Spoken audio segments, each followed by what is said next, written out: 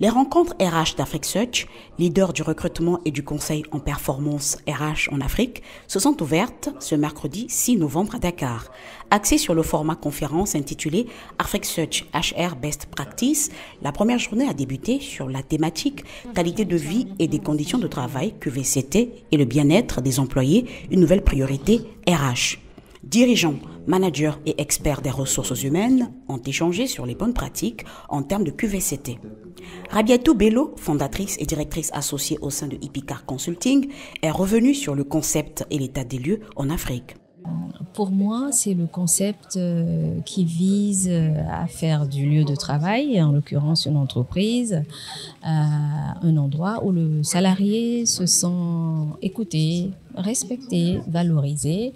Et oui, se sent repositionné comme un capital, le principal capital, je dirais, de l'entreprise.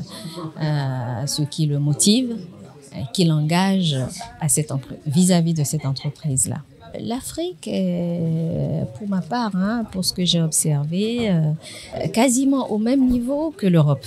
Parce que c'est pas aussi évident que ça. Même en Europe, c'est pas un concept qui coule de source.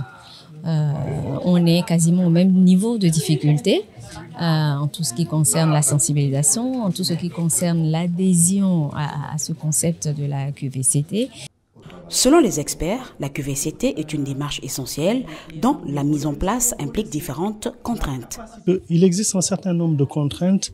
La première, c'est déjà d'ordre structurel. Donc souvent, ce qui manque dans les organisations, c'est une vision.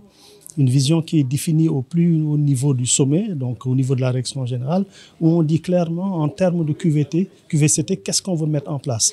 Quelles sont nos attentes pour que l'ensemble des managers puissent savoir qu'aujourd'hui, voici l'orientation que la direction générale et la direction des ressources humaines prennent en termes de QVCT et que les éléments de QVCT qui sont énormes puissent être bien pris en charge et circonscrits dans cette organisation. Ça, c'est le premier élément qui manque en général. Le second élément, maintenant, c'est aujourd'hui le cadre juridique. Donc, il n'y a malheureusement pas de cadre juridique qui permet de pouvoir dire, donc, en termes de QVCT, qu'est-ce qu'on devrait faire, à quel niveau on devrait s'arrêter, sur quels éléments on devrait faire beaucoup plus attention. Il est clair que sur des questions d'hygiène, de sécurité, santé au travail, maladies professionnelles, il y a déjà des éléments qui existent, mais ces éléments sont renforcés avec beaucoup plus d'aspects en relation avec le bien-être au travail. Aujourd'hui, quand on va en Europe, on a des agences qui sont créées, qu'on appelle par exemple en France l'ANACT, qui est l'Agence nationale d'amélioration des conditions de travail, qui permettent donc à un niveau beaucoup plus macro d'avoir des éléments de contrainte. De la même manière qu'on a mis en place les droits sur l'OHADA, etc., on doit pouvoir, sur ces questions-là, avoir des éléments africains donc, qui sont regroupés au niveau de l'ensemble des pays et qui sont respectés par l'ensemble de ces pays en termes d'application. En plus de l'état des lieux et des contraintes, les experts ont également mis l'accent sur le style managérial. Le management par la peur, le management toxique qui existait avant, aujourd'hui ne peut plus s'appliquer. Les managers ont besoin de comprendre qu'ils ont avec eux des jeunes qui sont éduqués, qui ont des attentes, qui ont un style de vie. Ils ont besoin d'un équilibre vie privée, vie professionnelle. Au-delà de tout ce qui est, on va dire, toxique, c'est d'abord le style que j'utilise. On parlait tantôt de management situationnel. Donc, en tant que manager, il est important, et encore une fois aussi, pour ça, c'est donc la direction des ressources humaines qui doit les accompagner à travers les outils qui sont mis en place. Il est important que je connaisse chacun de mes collaborateurs. Quels sont ceux qui sont autonomes? Quels sont ceux qui ne sont pas autonomes?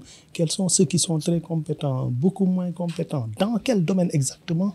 Pour que je puisse avoir un style de management adapté à chacun de mes collaborateurs. Mais si je pense qu'un seul style me permettra de gérer l'ensemble, c'est là où je risque pour certains, surtout les gens qui ont beaucoup de maturité, qui maîtrisent bien leur travail et qui ont besoin de liberté, d'autonomie pour exercer leur travail. Si la supervision est trop immédiate, à ce moment-là, c'est des gens qui vont étouffer et qui vont finir par partir.